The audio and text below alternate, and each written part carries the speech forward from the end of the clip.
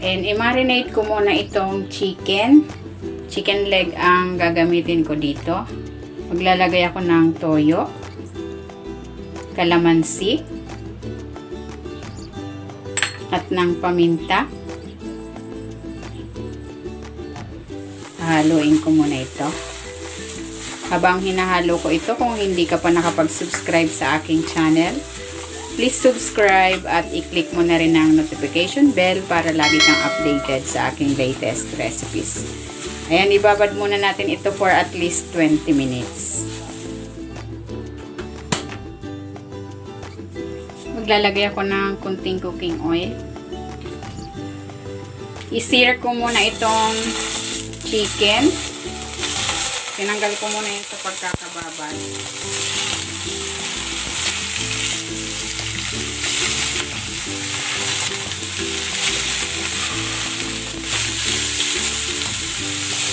Ganit ka rin na natin.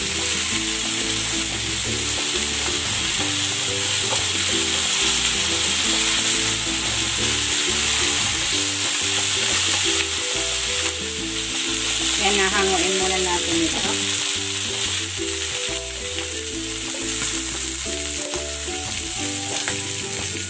Igisa ko na tong bawang.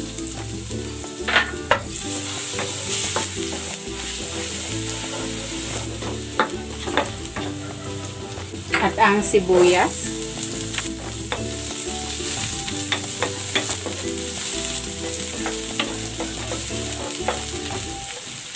Ilalagay ko na rin tong laurel.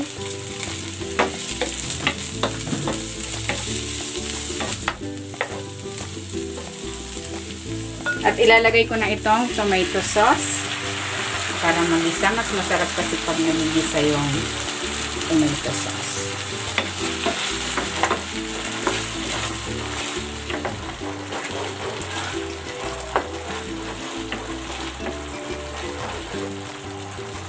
Ibabalik ko na dito yung chicken. Ayan.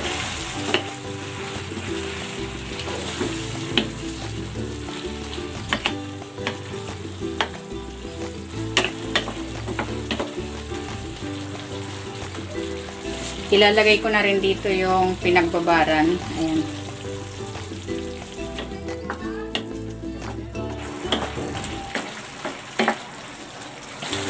Maglalagay ako ng tubig.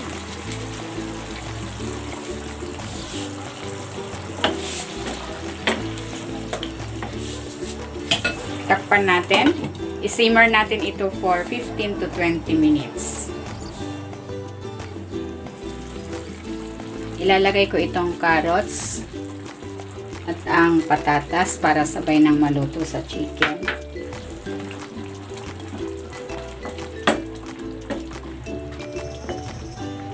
Takpan natin ulit.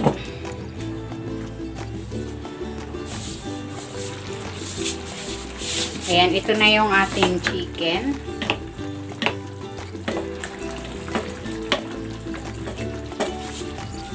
Tikman natin kung okay na yung lasa. Medyo matabang pa. Maglalagay ako ng patis, pero nasa sa inyo kung anong gusto nyong ilagay na pampalasa.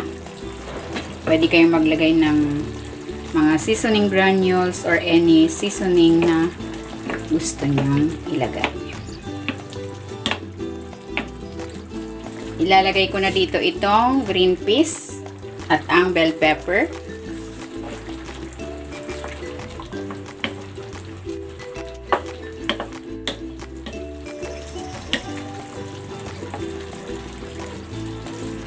Ayan, luto na itong ating chicken afritada. Hanguin na natin ito.